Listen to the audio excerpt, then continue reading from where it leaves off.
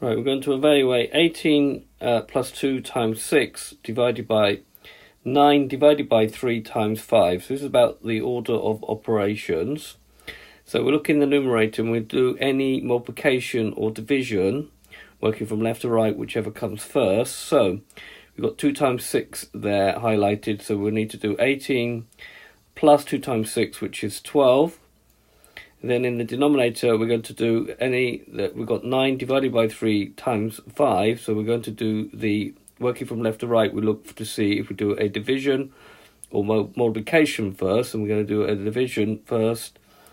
So we're going to do 9 divided by 3, which is 3. So it becomes 3 times 5 in the numerator. Then it's straightforward because we just have to do 18 plus 12, which is going to be 30. And for the denominator, we need to do 3 times 5, which is going to give me 15. And then 30 divided by 15 will give me 2.